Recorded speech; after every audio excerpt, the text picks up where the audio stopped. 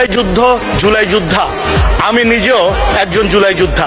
এই জুলাইয়ের আন্দোলনে সক্রিয়ভাবে রাজপথে ছিলাম। জুলাই আন্দোলন কিন্তু একটি গণতান্ত্রিক আন্দোলনের পার্ট, যে আন্দোলনের নেতৃত্ব দিয়েছিলেন জননেতা তারেক রহমান।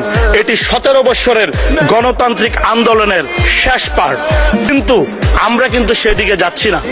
আমরা একটা খেলার ফার্স্ট রাউন্ড, সেকেন্ড রাউন্ড খেলবো না, কোয়ার্টার ফাইনাল, সেমিফাইনাল খেলবো না, ডাইরেক্ট ফাইনাল খেলে জিতে যাব, ব্যাপারটা কিন্তু এরকম না।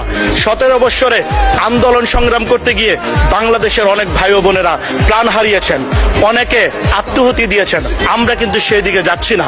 আমাদের এটা মনে রাখতে হবে, জুলাই যুদ্ধ 17 বছরের আন্দোলনের, গণতান্ত্রিক আন্দোলনেরই একটি পার্ট, এবং যে আন্দোলনের নেতৃত্ব দিয়েছেন জননেতা তারেক রহমান।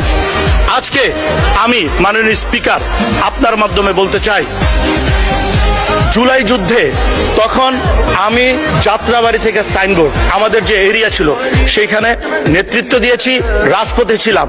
আমি ঢাকা বিভাগের সহ সাংগঠনিক সম্পাদক হিসাবে ঢাকা বিভাগের সর্বপর্যায়ের নেতাকর্মীর সাথে যোগাযোগ করেছি, সবাইকে নিয়ে রাজপথে কাজ করেছি। আমাদের নির্দেশ দিয়েছিলেন জননেতা তারেক রহমান। কিন্তু সেই দিকে কিন্তু আমরা যাচ্ছি না।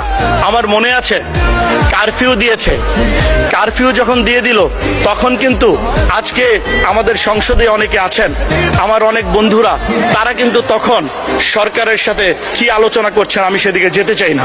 কিন্তু জননেতা তারেক রহমান আমাকে একদিন ফোন করলো, তখন আপনার হোয়াটসঅ্যাপ বা কোনো অনলাইন প্ল্যাটফর্মগুলো কাজ করছে না, ডাইরেক্ট ফোনে কথা বললো এবং বললো, আজাদ তুমি সিনিয়র থেকে জুনিয়র পর্যন্ত সকল নেতৃবৃন্দকে একটা মেসেজ পৌঁছাও আমার পক্ষ থেকে।